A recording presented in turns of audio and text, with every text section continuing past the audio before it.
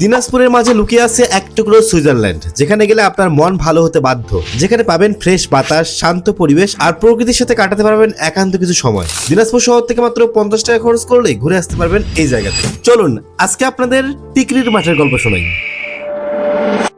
অনেকেই জানেন না, দিনাজপুর শহরের একদম উপকণ্ঠেই লুকিয়ে আছে উত্তরবঙ্গের অন্যতম বৃহৎ বাথান বা গোচরণ ভূমি।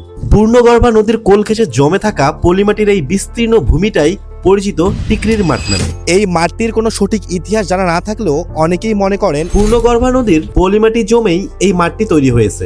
এই মাঠটি প্রায় 300 একর জায়গা জুড়ে বিস্তীর্ণ। বিশাল জায়গা জুড়ে সবুজ ঘাসের গালিচা, দূরে দিগন্ত রেখা আর মাঝে মাঝে চড়ে বেড়ানো গরু মহিষের পাল দেখলেই মনে হবে যেন বিদেশি ল্যান্ডস্কেপের ছবি। পরিবারে নিয়ে পিকনিক, বন্ধুদের সাথে আড্ডা, আবার একা গিয়ে বসে থাকতে পারেন এই নিরিবিলিতে। এই জায়গা সবার জন্যই কিছু না কিছু রেখে দিয়েছে। ফটোগ্রাফি করার জন্য এটি একটি দারুণ স্পট। বিকেলে একটা সুন্দর সময় কাটানোর জন্য এই মাঠটি হতে পারে সবার জন্য একটা পারফেক্ট জায়গা। এখন কথা হচ্ছে এখানে যাবেন কিভাবে। দিনাজপুর শহর থেকে বের হয়ে প্রথমে পড়বে কসবা। কসবা পার হয়েই পাবেন খয়ারের মোড়। সেখান থেকে উলিপুরের ভেতর দিয়ে কিছুটা পথ এগুলোই শুরু হবে আসল যাত্রা। কিছুটা পাকা রাস্তা, আবার কিছুটা কাঁচা রাস্তার মেঠোপথ। আর এই মেঠোপথ পেরোতেই চোখের সামনে ধীরে ধীরে ফুটে উঠবে সেই দৃশ্য। জেলা শহর থেকে পুরো চারটিতে সময় নিয়ে মাত্র আধা ঘন্টার মতো, আর খরচ একদমে হাতের নাগালে। মাত্র 50 টাকায় যাওয়া আসা সম্ভব।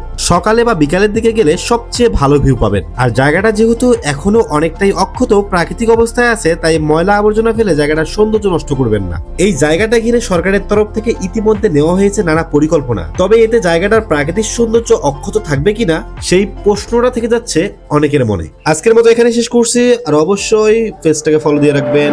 আল্লাহ হাফেজ।